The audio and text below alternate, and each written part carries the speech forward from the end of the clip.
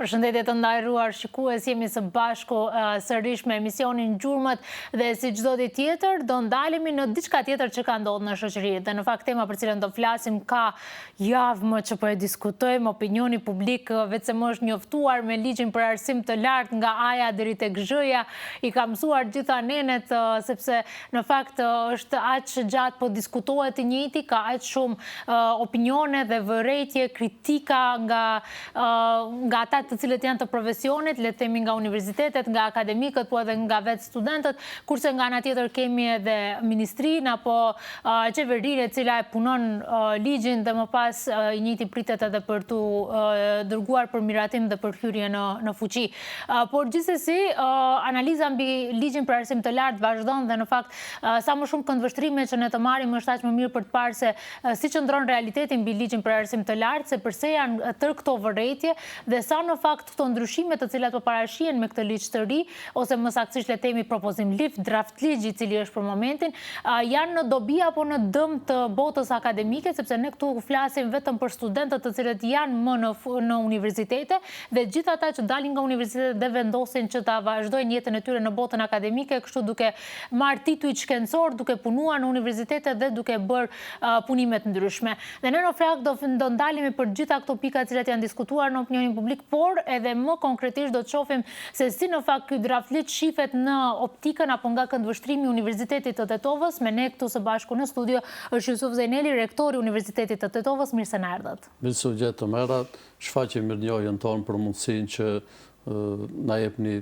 të prezantojmë qëndrimet e Universitetit të Tetovës lidhur me draft ligjin e ri të arsimit të lartë në Republikën e Maqedonisë së Veriut. Në fakt, e kemi shumë të rëndësishëm të shohim edhe këndvështrimin unik, le të themi, të Universitetit të Tetovës në këtë drejtim, mirë po, më thoni pak, ishte i nevojshëm fillimisht të kemi një ndryshim në ligjin për arsim të lartë? Kishim nevojë për një rifreskim të këtij ligji? Është shumë pyetje me vend. Zakonisht në aspekt juridik, themi tash flas edhe si rektor, por edhe si profesor i drejtës kushtetuese, zakonisht kur miratohet një ligj apo propozohet, ai do t'i parapritjen dhe gjendjes reale, kështu parashohin juristët me përvojë. Do thotë që të harmonizon, të rregullon diçka në mënyrë më të përsosur, por duke u bazuar në atë që është reale. Dhe mendoj se sigurisht edhe Universiteti i Tetovës është për cilësi, për rritjen e cilësisë, për të kontribuar, për të krijuar kuadro sa më të mira. Mirë po, krejt si proces u dash të ketë një qasje ndryshe, do thotë që në fazë të parë të involvohen universitetet, profesorët, stafi akademik, studentët, gjithat ata të cilët i tangon kjo sferë dhe s'parit kishe një debat, si që thatë edhe ju, lidhur me nevojën arsyeshmërinë se duhet ose jo një ligj i ri ose eventualisht ndryshime në ligjin aktual dhe cilët janë ato sfera kyçe të përcaktuar dhe mandej të arrihet deri tek draftimi i të njëjtit dhe pikërisht marr përballë fakti se realisht ligji i arsimit lartë, ligj bazik kryesor kyç i cili rregullon në tërësi sferën arsimit lartë, duke filluar nga forma se si themelohet një universitet apo një institucion i shkollimit të lartë, mënyra e organizimit, cilët janë organet që vendimmarrëse, si funksionon, si realizohet procesi i ligjëratave, veprimtaria kërkimore, shkencore, avancimi në thirrjet mësimore, bashkëpunimi me universitetet e tjera dhe pikërisht duke u bazuar në peshën rëndësinë e tij, Universiteti i Tetovës si institucion publik i shkollimit të lartë, nga momenti i shfaqjes së draft ligjit të ri të arsimit të lartë në platformën ENER, ne minjherë kemi ndërmarrë aktivitetet tona dhe të njëjtin në draft e kemi shpërndar me kohë të çdo profesor në çdo fakultet, përkatësisht në 13 fakultete, secili profesor mësimdhënës, pa dhe studentët e kanë patur mundësinë të japin vërejtjet, sugjerimet, rekomandimet e tyre. Në kuadër të çdo fakulteti janë dhënë vërejtjet përkatëse, të njëjtat janë diskutuar në kursazet të këshillave mësimor shkencor, me qëllim që të jepet edhe pesha, edhe procedurale, por edhe përmbajtësore, edhe të dëgjohet zëri i secilit profesor, po qoftë edhe pjesëtari i administratës, student, gjithsecili i cili ka menduar që mund të jep kontributin e tij ose gjykon që një përcaktim nuk është siç duhet me gjendjen reale apo në fakt me perspektivën qoftë Universitetit Tetovës, por në tërësi me perspektivën arsimit lartë, natyrisht që çdo do të thotë propozim është inkorporuar dhe është votuar në suazet të këshillave mësimor shkencor të 13 njësive sa posedon Universiteti i Tetovës. Pastaj, Këshilli i Rektoratit i ka do të pranu të gjitha këto vërejtje dhe kemi dalë me një propozim real, konkret, unifikuar, i cili sërish është votuar në Këshillin e Rektoratit. Pastaj, për të njëjtat vërejtje, do të thotë është shqyrtuar edhe është marrë vendim edhe në Senatin e Universitetit të Tetovës dhe Senati i Universitetit të Tetovës ka sjellë vendim me cilin kërkon që draft ligji të tërhiqet, të rishqyrtohet, të inkorporohen kërkesat tona dhe mandej të vim deri tek një version më i përshtatshëm. Pra kjo është ai aspekti era procedural përmbajtësor i cili ka të bënë edhe me faktin që Universiteti i Tetovës menjëherë, pra që nga momenti i publikimit të draft ligjit, ka ndërmarrë të gjitha masat. E rëndësishme është që të ruajmë parimin e transparencës, që secili profesor mësimdhënës t'jep me kohë vërejtjet, sugjerimet, rekomandimet e tij, dhe aq më e mira që të njëjtat janë votuar në çdo njësi, në çdo fakultet, pra në 13 fakultete në kuadër të organizimit dhe funksionimit që ka Universiteti i Tetovës si institucion publik i shkollimit të lartë, dhe të njëjtat janë dorëzuar edhe publikisht në debatin që kishte edhe Ministria e Arsimit në kuadër të Universitetit të Tetovës. Unë cilësinë e rektorit ja kam dorëzuar publikisht, por njëkohësisht edhe janë të dorëzuara edhe në arkivin e universitet, mendoj edhe të Ministrisë së Arsimit. Pra, kjo është versioni i vërejtjeve të cilat janë hartuar lidhur me draft ligjin e ri të arsimit të lartë në Republikën e Maqedonisë së Veriut dhe i kemi shqyrtuar të gjitha nenet, por kryesisht jemi ndalë ati ku mendojmë që ato përcaktime të këtë cilat mendojmë që nuk janë parimore dhe nuk i japin zhvillim universiteteve, por paraqiten si pengesë dhe mund të cënojnë edhe autonominë universitare, për atë do të thotë i kemi të sqaruar, të argumentuar në mënyrë taksative. Para se të ndalemi të gjitha këto argumentet dhe vërejtje që ju i keni dhënë, unë të di disponimin e stafit akademik. E mirëpritën me pozitivitet në ndryshimin e ligjit, ose për shkak të këtyre vërejtjeve kanë pak, le të themi, ngurtësi sa i përket ligjit për arsim të lartë? Si është të jesh në lëkurën e profesorit kur përballesh me këtë ligj? Sakt. Tani era, sikurse në këtë emision, po ashtu dhe në debatin publik me Ministrinë e Arsimit, kam prezentuar dhe prezentoj qëndrimet e stafit akademik. Njëkohësisht Këshillit të Rektoratit, çdo këshilli mësimor në 13 njësit, por edhe vendimin e Senatit të Universitetit. Pra në mënyrë zyrtare. Ana zyrtare është kjo.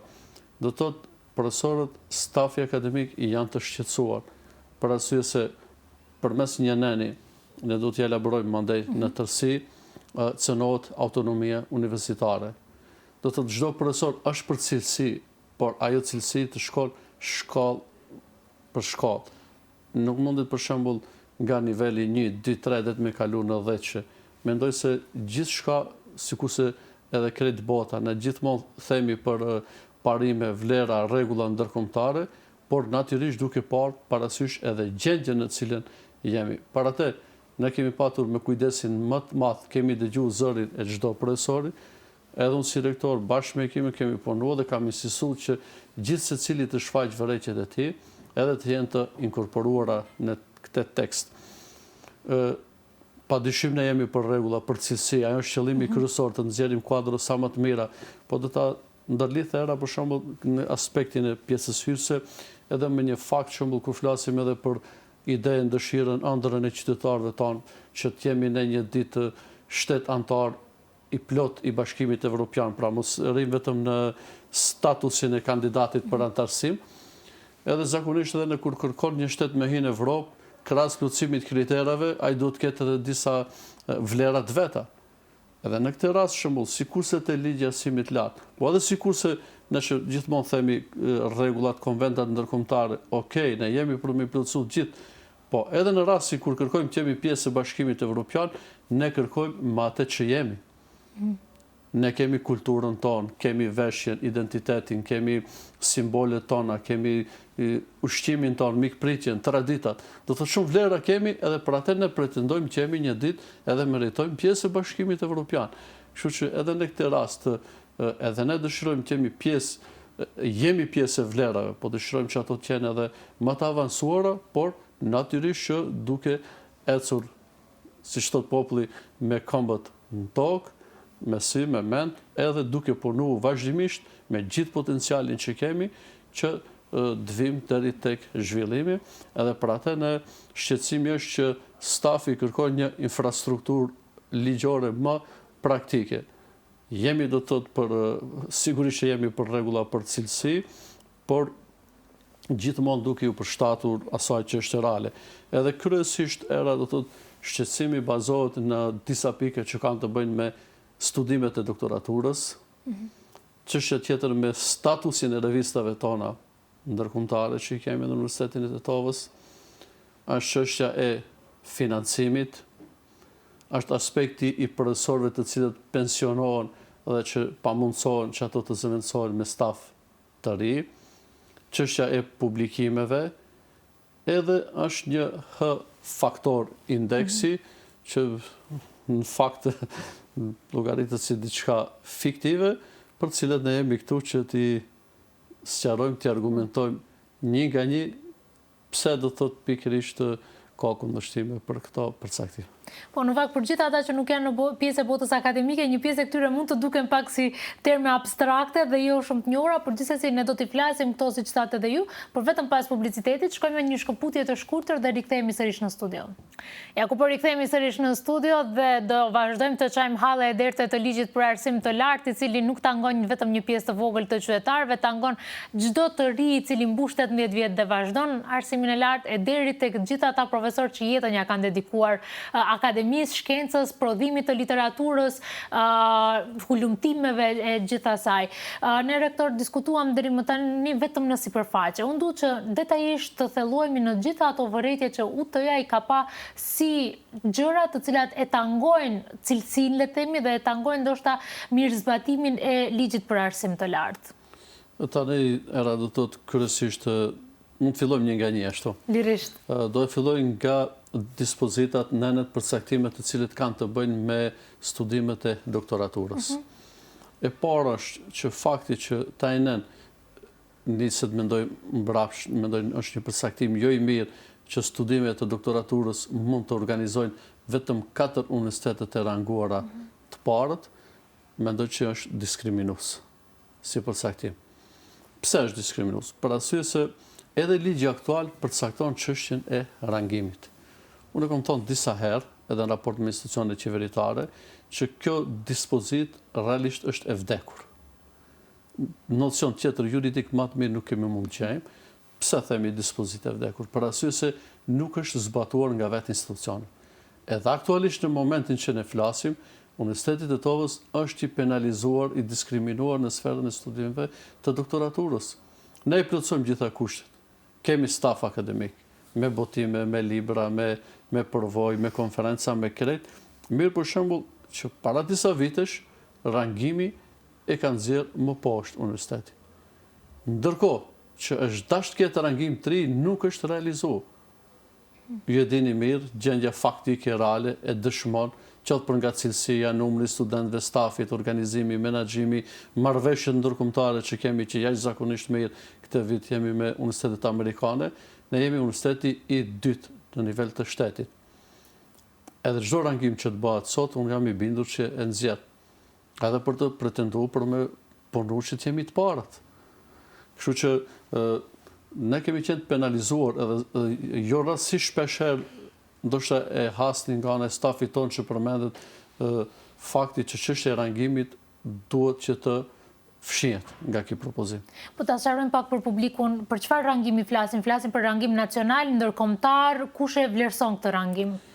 Kur është realizuar para shumë vitesh rangimi, do thotë me përmes Ministrisë së Arsimit, do thotë mekanizme ndërkombëtar, mirë por realisht për me rangu do të me qenë i raltë, me pa gjendje reale. E jo me për shembull me rangu edhe madje rezultatet i nxjerrin edhe universiteti është penalizu. Po sot jam i bindur që në këtë moment bënd një rangim i ri, le të bënd me prezencë të ndërkombëtare, sa do le të vinë ta mbikëqirin, jam i bindur që më poshtë se vendi ti nuk del Universiteti Tetovës. Ne shohim vetë ngjejmë atë. Ku i kemi pikat e forta dhe të dobtat, unë vetë i them si rektor. Këtu jemi të fortë, edhe nuk mund ta mohon kush. Ku kemi vështirësi e pranoj. Por edhe vështirësitë nuk janë shkaku jonë, janë shkaku se institucionet duhet të ndihmojnë ta mbështesin më shumë universitetin. Por pra këtu jemi të penalizuar edhe pikërisht do të thotë kërkesa jonë është që çështja e rangimit të largohet. Pra mos jetë e përcaktuar në draft ligjin e arsimit lirë për të ri, për arsye se na penalizon. Edhe ne realisht kemi dyshimet tona, jo në cilësinë e kemi, po dyshimet procedurale se e para rangimi nuk është realizuar. Bas ligjit duhet çdo 3 vite të realizohet, kanë kalu vite, dekada, nuk ka rangim të ri, ne penalizohemi pa dashje, penalizohen kuadrot e ri. Tash kuadrot e reja duhet të merren me çështje të cilët nuk është mirë me ju athi ëndrat e tyre, me kriju barjera. Pikërisht një nga çështjet tona prioritare në punën e angazhimit tim si rektor është që ne spari që a lehtësojmë ëndrat, të ndihmojmë të rit. Mos e shohim për shembull kyçe në universitet ose angazhimin në sferën kërkimore, shkencore, mosimore si diçka të pamundur kur ai posedon aftësitë.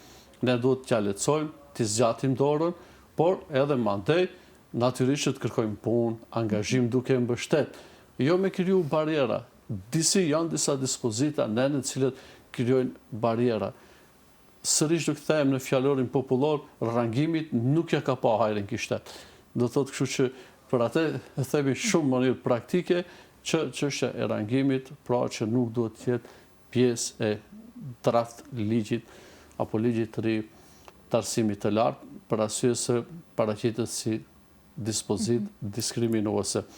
Çështja tjetër, përkundër faktit që ne posedojmë stafin akademik të përgatitur me botime, tani te draft ligji parashit edhe një aspekt tjetër, shembull numri i projekteve kërkimore.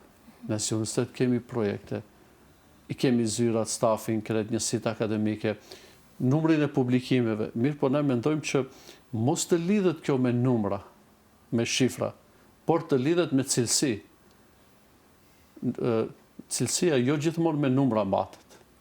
Matet me punë, me kreativitet, sa një institucion ofron do të thotë për tregun e punës, sa arrin që stafi, kuadrët e tij do të thotë idetë e tyre që janë dominante në shtet, në shoqëri.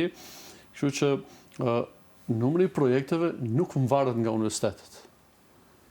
Ka universitete sigurisht është Tetovës që ne kemi staf, por ne projekte do të realizojmë aq sa mund të jemi përfshirë.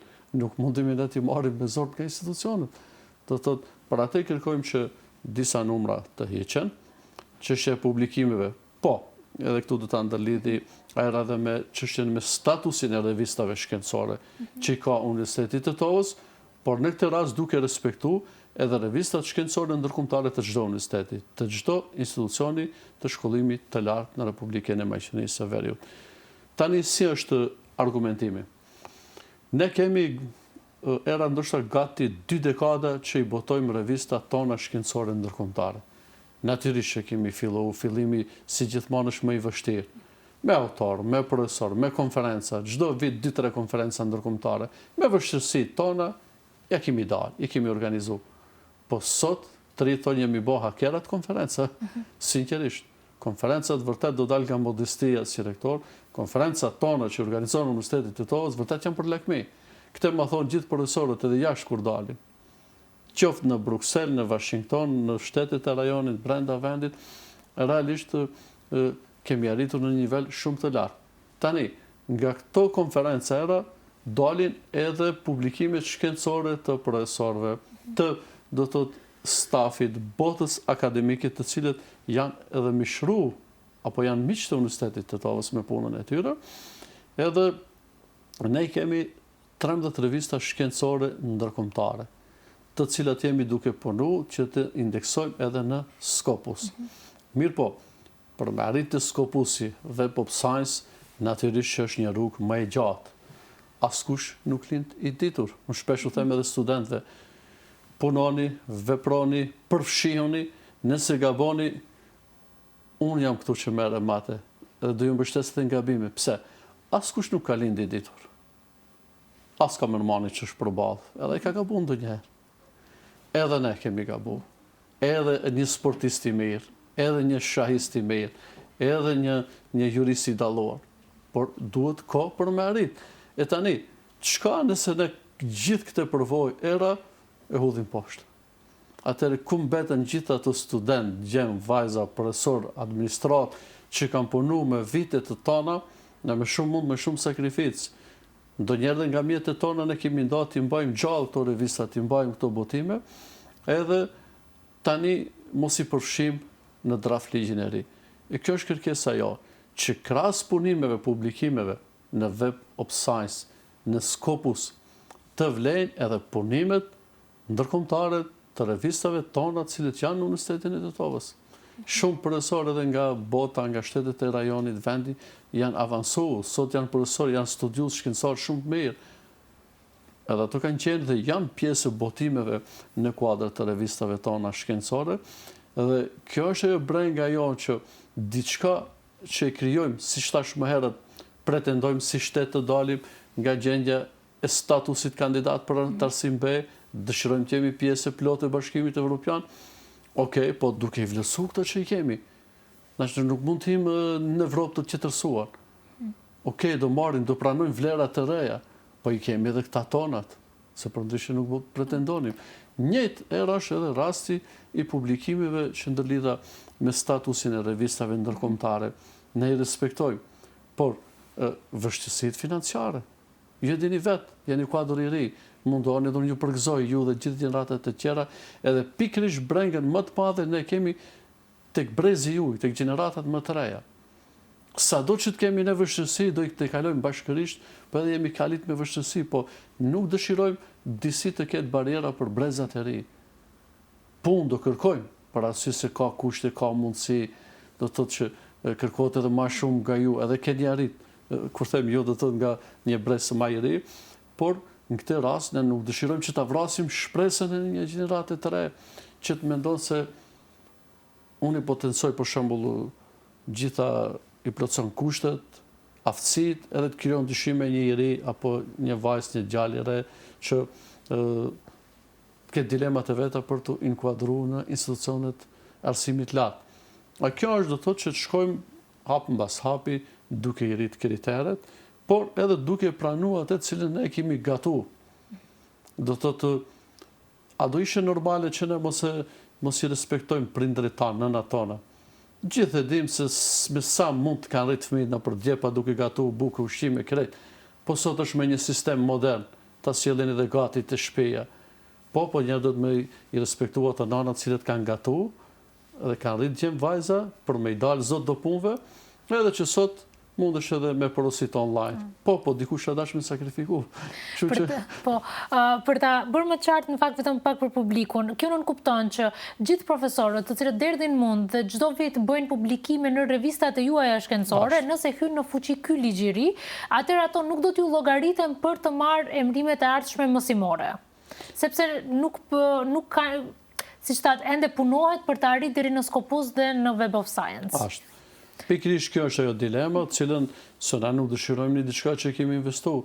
Ne presim të shpërblemi era nga institucionet shtetërore. Sinqerisht, ne do të shpërblemi ato ekipët tona, të cilët unë falenderoj publikisht që punojnë vazhdimisht me shumë zell. Unë çdo ditë ku shkoj ke zëra vin, rektorë kemi bën një kërkesë këtu, kemi bën një kërkesë atje, kemi një bashkëpunim të re, do të punojnë me shumë entuziazëm, edhe është mëkat, nuk mund të prishet ai vullnet i domethënë trive që realisht janë të motivuar për me punu, edhe këtu është e zëri profesorëve që në kuadër të revistave shkencore ndërkombëtare, Web of Science, Scopus, të inkorporohen, pra edhe për shembull ato numrat që janë lidhur me përcaktimet për zgjedhjen e profesorëve, duke filluar nga asistent docenti në ordinar, profesor i rregullt, sigurisht edhe aty kërkohet një ulje, për arsye se ne jemi për me punu, po jo dhe me fluturu shumë, ngadalë, do thotë, me punë, me hap, do të arrijmë edhe atë, do të shtojmë, edhe ne një ditë vetë do të kërkojmë të rrisim ato,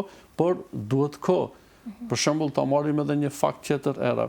statusi i Universitetit të Tetovës në kuadër të institucioneve të arsimit lartë, Maqedonisë Veriut, ju e dini shumë mirë, është pak më ndryshe.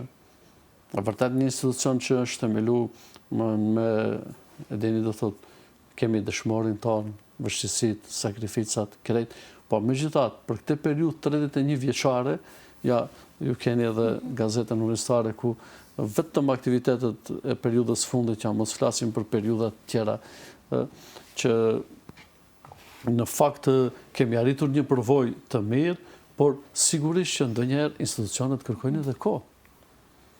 Do marr sërish shembull nga do të veprimtaria, sfera e juaj. Natyrisht që krejtë duam teknologjinë, po teknologjia ka edhe kosto, që dëshiroj pak të ndërlidhje edhe me dispozitat që kanë bënë edhe me sferën e financimit. Do thotë janë gjithë ato përcaktime, mirë po në fakt edhe praktikisht institucionet ne kërkojmë që të ndajnë më shumë mjete.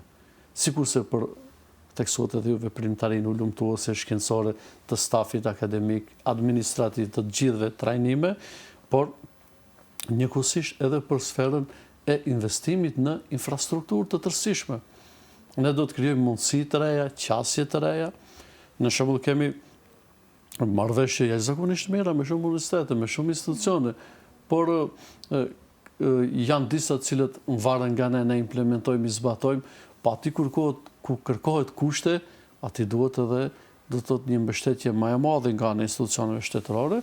Kështu që këto janë ato, kjo është ajo ankimimi jonë era drejtuar draft ligjit të ri të arsimit lartë në sferën e publikimeve, studimeve të doktoraturës, në sferën e temi të buxhetit që duhet jetë më i konsoliduar, por duke vazhdu edhe me çështjet e tjera, për shembull që një nga ato pika të tjera vërejtje tona është edhe te H-indeksi. Tani, çka është kjo H-indeksi? Ju shumë mirë e thatë buxheti në pjesën hyse, se edhe qytetarët të cilët merren me veprimtari të tjera i kanë mësuar këto termat tonë. Definitivisht që me javë të tëra po flasim për këto gjëra, ne? Po gjithsesi është mirë ta bëjmë një sqarim se pse është i rëndësishëm dhe pse është inkorporuar në këtë draft ligj. Sigurisht në këtë rast edhe unë përfitoj nga mundësia që falenderoj edhe ju me djumin e juaj për të sensibilizim, për arsye se kjo është çështje do të thotë se ne kështu e mbrojmë vendin tonë, institucionet tona, shtetin tonë, të hapërojmë sigurt, do të thotë sjellin ligje të cilët janë në favor të shoqërisë, jo diskriminuese. Kështu që tani H-faktori, H-indeksi si ta quaj, do të thotë që realisht ndërlidhet me citimet. Tani, asken nuk mundesh me obligu lidhur me mënyrën se sa e citon dikush dike. As nuk mundet dikush dike me e josh. Thjesht a varet edhe nga temat. Për shembull edhe temat cilët ju i trajtoni, ka temat cilët gjitha janë të rëndësishme, për arsye se kanë peshën e vet, informohemi ne si qytetar, por natyrisht që ka tema më aktuale, më të ndihshme dhe secila ka peshën e vet, kredibilitetin. Ndonjëherë diçka që është më aktuale edhe ka më shumë interesim, shikueshmëri, themi në këtë rastin tonë citime, edhe diçka që nuk varet nga profesori. Mund të jetë ndër profesorët më të mirë, kur thot popullata alamet profesori studiuesi, por nuk mund t'ja imponon dikujt.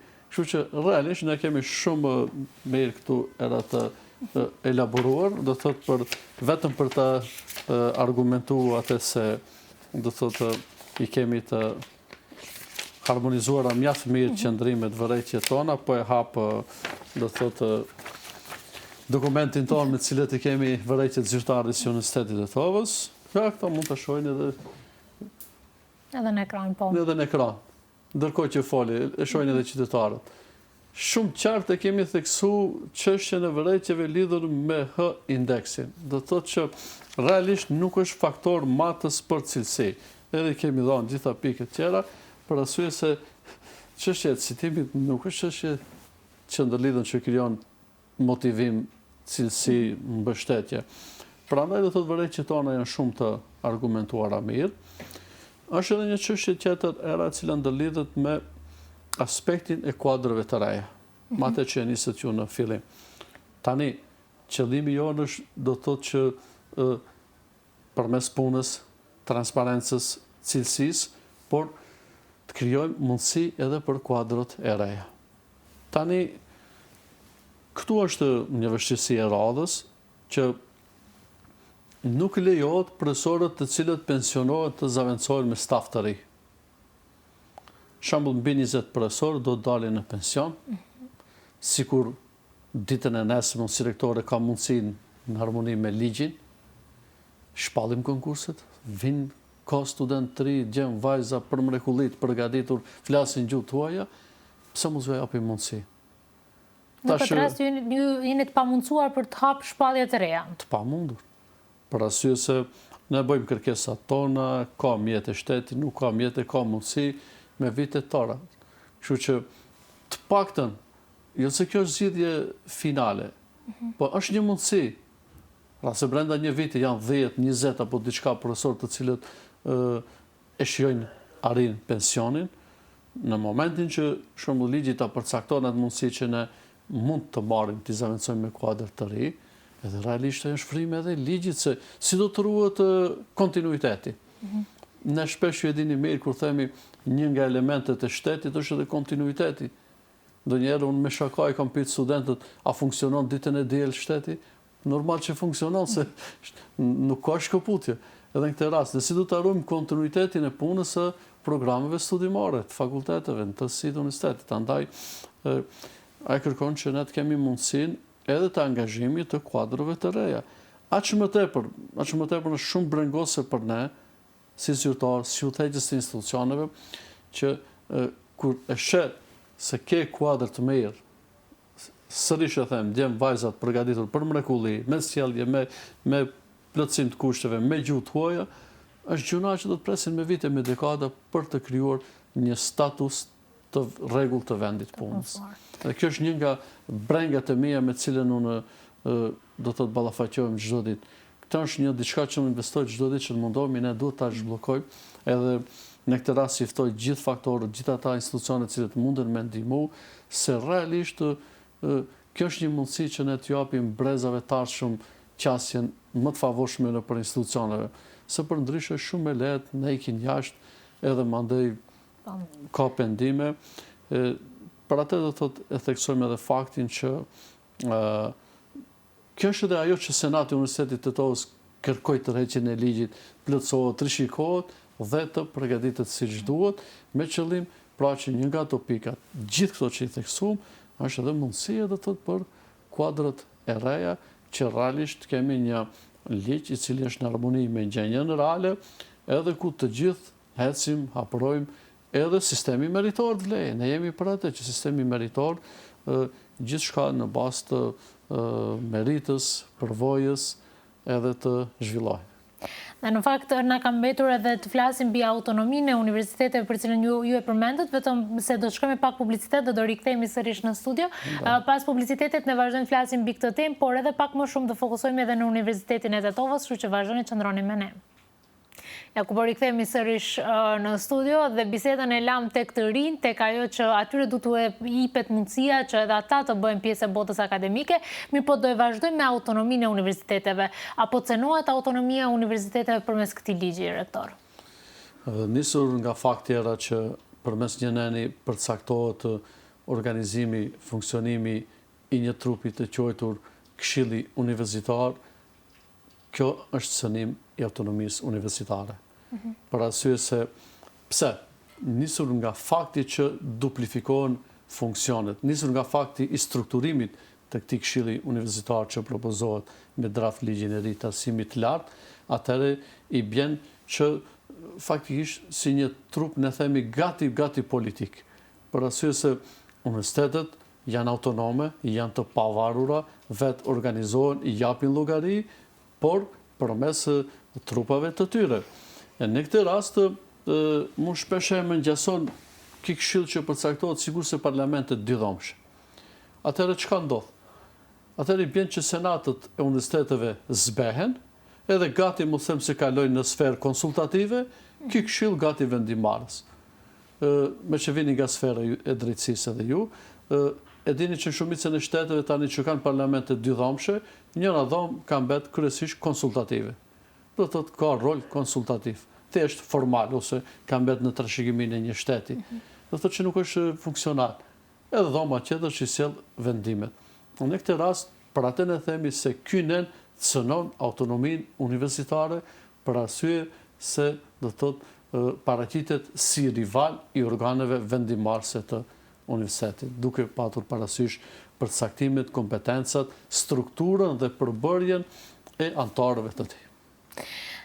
Ne do mbyllim këtë pjesë të komentimit të ligjit me shpresën që gjitha përrejtjet të cilat Universiteti i Tetovës i ka dërguar deri te Ministria e Arsimit të merren parasysh dhe të diskutohen, të sjellen edhe ndryshime tjera në ligjin për arsim të lartë, por gjithsesi duhet ndalen pak te Universiteti i Tetovës, një universitet me një bagazh shumë vjeçar, i filluar nga munde të shumta, sakrifice të shumta, e deri më sot, mirë po cilat janë ato perspektiva, cilat janë ato fushat në cilat jeni të fokusuar këtë vit, sidomos jemi ende në hapat e parë të 2026-s. Tani ne theksuam se ka vështirësi, ajo që është e mira se Universiteti i Tetovës përcjell çdo zhvillim aktual, sikurse ka hartuar menjëherë do të thotë me përfshirjen e gjithë stafit akademik vërejtjet lidhur me draft ligjin e ri të arsimit lart, por edhe ligjin që është për cilësinë, për ulutimet shkencore edhe për ta. Njëkohësisht ne kemi edhe punët, prioritetet aktualisht në Universitetin e Tetovës, momentin që flasim, po zhvillohet procesi mësimor i ligjëratave, ushtrimeve, kemi një bashkëpunim jashtëzakonisht mirë me institucionet vendore, me institucionet regionale, ndërkombëtare, studentët tonë, krahas procesit ligjëratave, ushtrimeve, përfshihen edhe në pjesën praktike dhe ne mundohemi për çdo javë me asociacionet, organizatat, institucionet të cilët kemi bashkëpunime që të sjellim diçka kreative, por gjithmonë duke u munduar që pjesë e çdo organizimi apo sa më përfshirës të jenë edhe studentët tanë, sikur se janë përfshirës edhe i konsultojmë edhe në procesin e vendimmarrjes. Natyrisht që një nga përcaktimet kyçe është edhe krijimi, investimi në një infrastrukturë të re digjitale në sferën e IT-s. Ne kemi programet shumë të mira të funksionimit, komunikimit, kemi platformën tonë të cilën e kemi krijuar vetë si Universiteti i Tetovës, që dëshmon do të thotë kjo është dëshmi më e madhe e cilësisë, edhe kisha lutur që këtë le të bëhet një rangim menka si kësaj sfere, që edhe jam i bindur që do dalim para pas një dyshim. Kështu që, por megjithatë ne kemi nevojë që të investojmë ende, edhe të kemi një teknologji më të përsosur, shërbimet tona sa më efikase, të jemi sa më të moderuar në raport me studentët, stafin, profesorët, administratën, partnerët, miqt e Universitetit të Tetovës.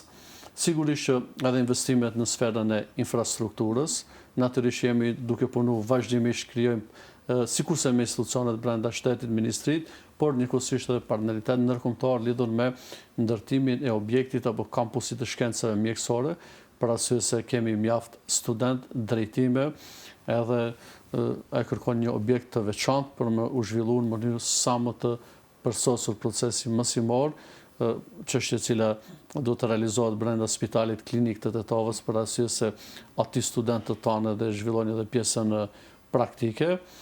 Natyrisht që jemi duke punuar edhe duke zbërthyer edhe idenë, iniciativën dhe besojmë që do të arrijmë që në të ardhmen të kemi edhe një qendër të gjuhëjtjes apo poligon.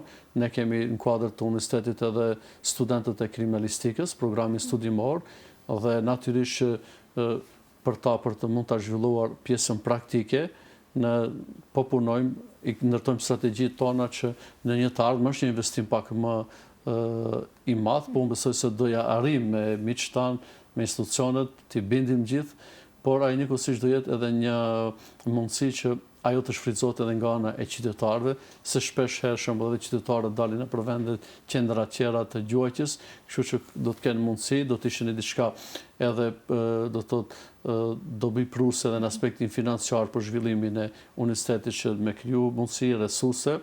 Njëkohësisht ky vit është edhe vit i furnizimit të laboratorëve, vetëm se kemi filluar gjitha procedurat. Kështu që kemi patur edhe mbështetje sikurse nga ana e Ministrisë së Bujqësisë, kemi kërkesa nga institucionet tjera, edhe natyrisht që jemi duke punuar që të kemi një infrastrukturë sa më të mirë, e kemi përvojën stafin, administratën, studentët e mrekullueshëm, edhe mundohemi që këtë vit do thotë kryesisht ky do të jetë edhe fokusi jonë edhe në platformën e re zhvillimore që përgatis për Universitetin e Tetovës. Sigurisht se këto do të jenë ato pikat kyçe zhvillimore të Universitetit të Tetovës në vazhdimsi edhe për vitet që vinë, por fokusi do të jetë edhe tek thellimi i bashkëpunimit të do të thotë në universitetet e tjera. Ne theksuam edhe më herët që kuptohet në sajt të punës angazhimit, kemi një fat të mirë që kemi bashkëpunim shumë të mirë të radhë me universitetet amerikane, po unë edhe përfitoj nga mundësia edhe përmes mediumit juaj që studentëve të them që t'i inkurajojmë të jenë sa më pjesëmarrës, le të aplikojnë. Ne do të gjejmë edhe mundësi shtesë që t'ju lehtësojmë, do të thotë për shembull shkruarjen e tyre, pa marrë parasysh një semestër, një vit apo ose shembull për realizuar një studim në SHBA në shtetet e Evropës.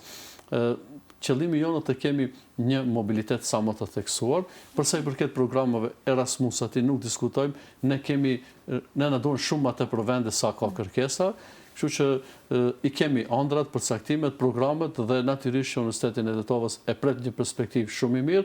Andaj, kjo është kërkesa jonë që të merren parasysh vërejtjet tona, cilët janë të miratuar Këshillit të Rektoratit, Senati Universitetit, dhe të kemi një draft të mirë dhe të ecim para të zhvillohemi së bashku.